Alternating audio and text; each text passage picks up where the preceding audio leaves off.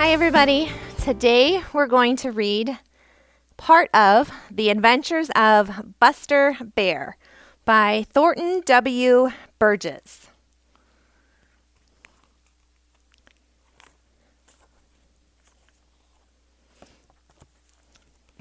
Here's a picture of Buster Bear before we get started.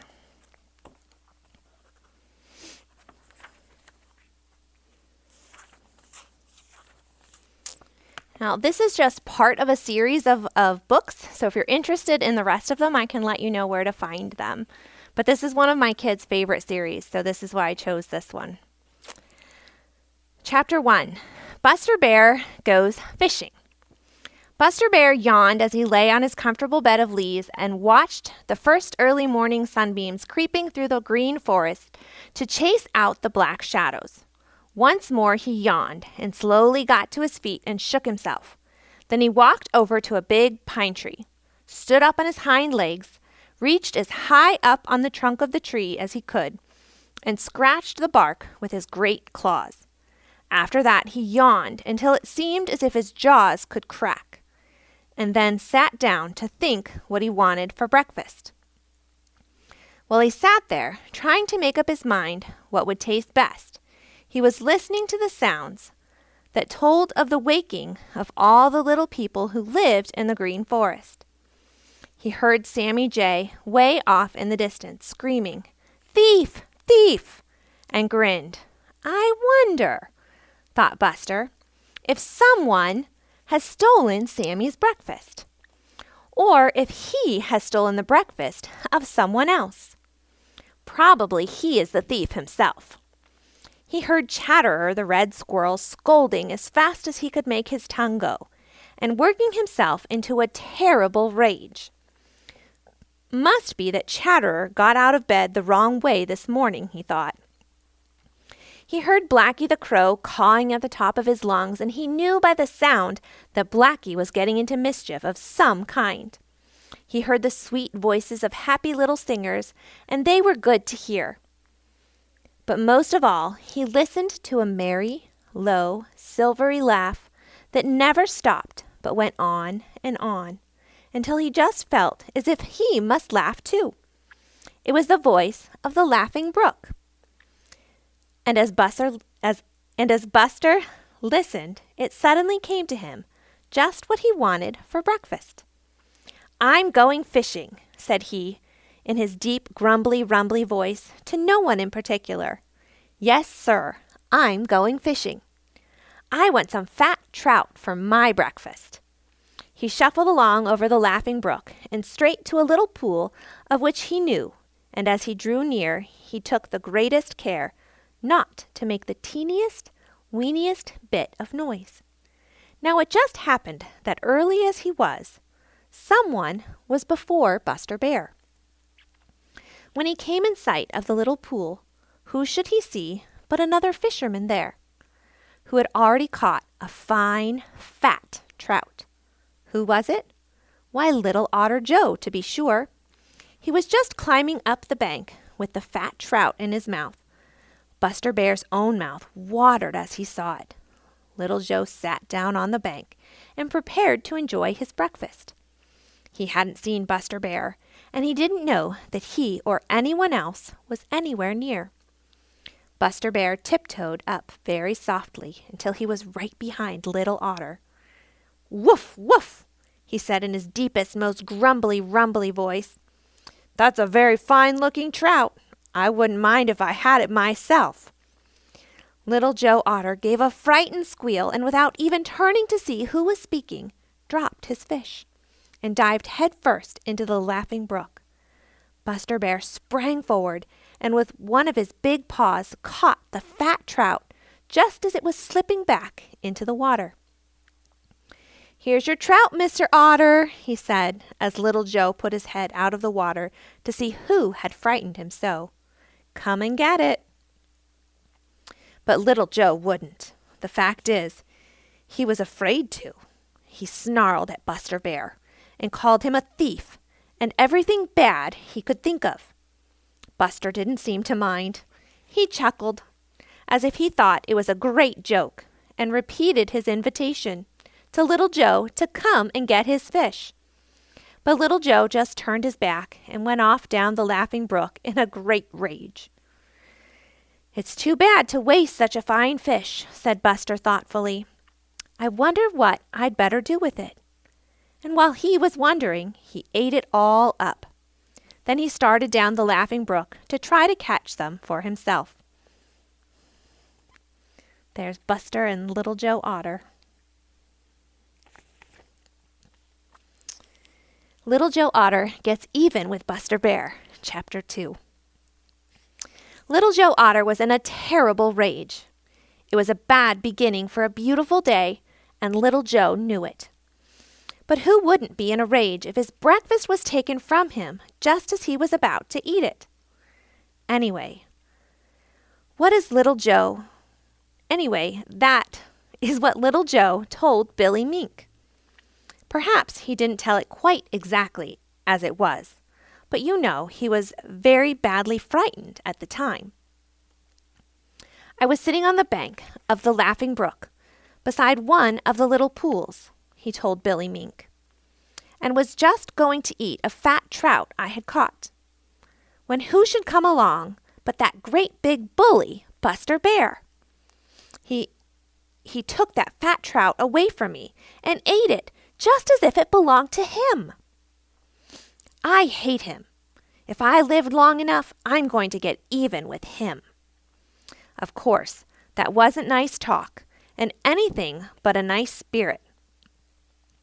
But Little Joe Otter's temper is sometimes pretty short, especially when he is hungry.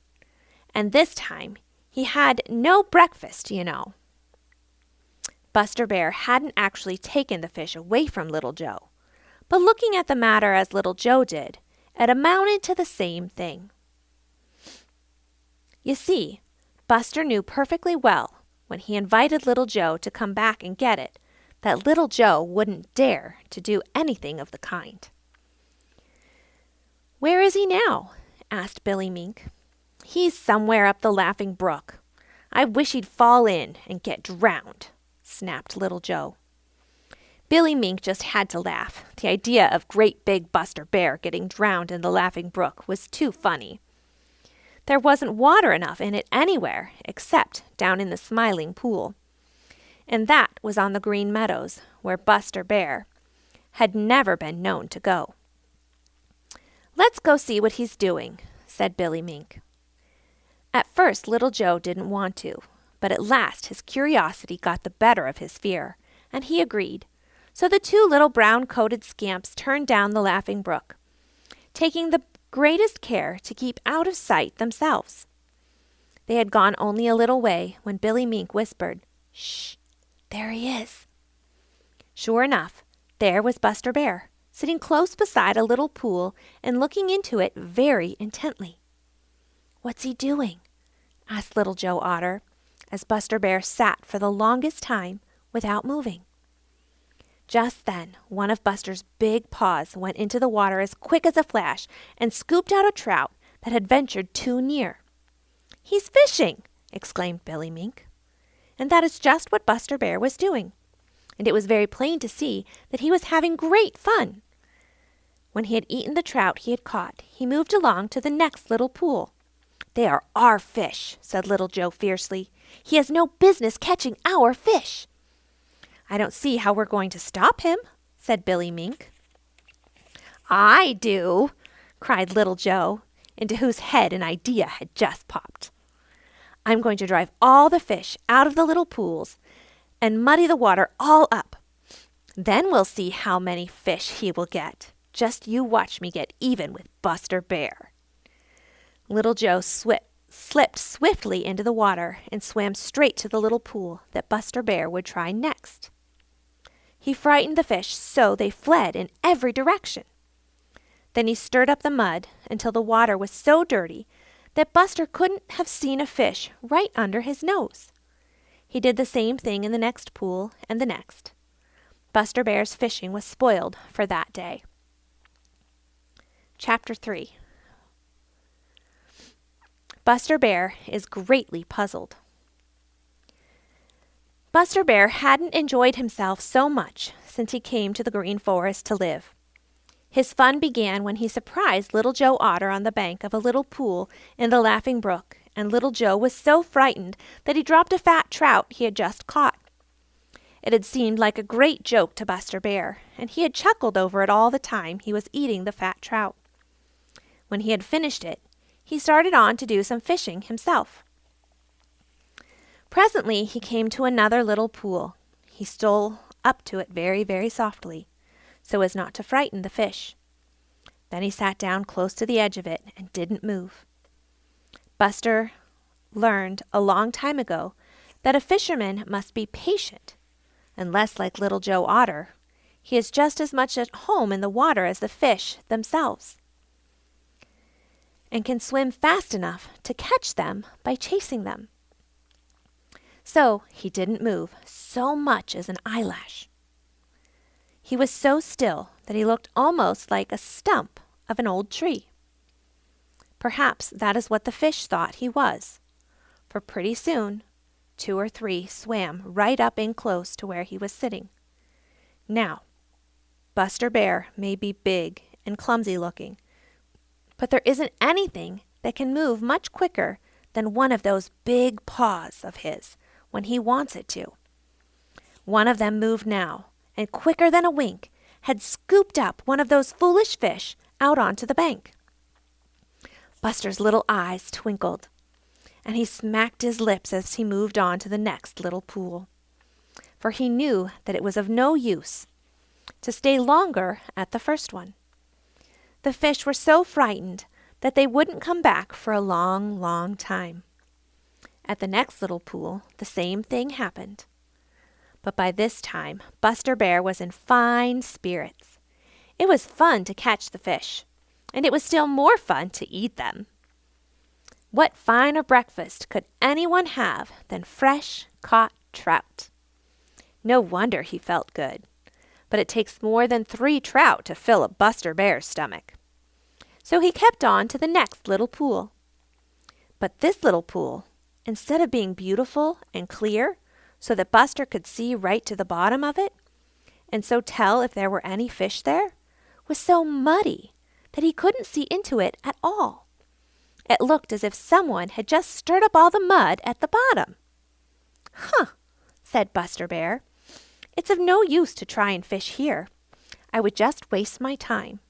I'll try the next pool." So he went to the next little pool. He found this just as muddy as the other. Then he went on to another, and this one was no better. Buster sat down and scratched his head. It was puzzling. Sure, it was puzzling. He looked this way, and that was what was suspicious. But there was no one to be seen. Everything was still, save for the laughter of the Laughing Brook. Somehow it seemed to Buster as if the brook were laughing at him. "It was very curious," murmured Buster. "Very curious indeed. It looks as if my fishing is spoiled for today. I don't understand it at all. It's lucky I caught what I did. It looks as if somebody is trying to—" A sudden thought had popped into his head. Then he began to chuckle and finally to laugh. "I do believe that Little Joe Otter is trying to get even with me for eating that fat trout." And then, because Buster Bear always enjoys a good joke, even when it's on himself, he laughed until he had to hold his sides, which is a whole lot better than going off in a rage, as Little Joe Otter had done. "You're pretty smart, Mr. Otter. You're pretty smart. But there are other people who are smart too," said Buster Bear. And still chuckling, he went off to think up a plan to get the best of Little Joe Otter.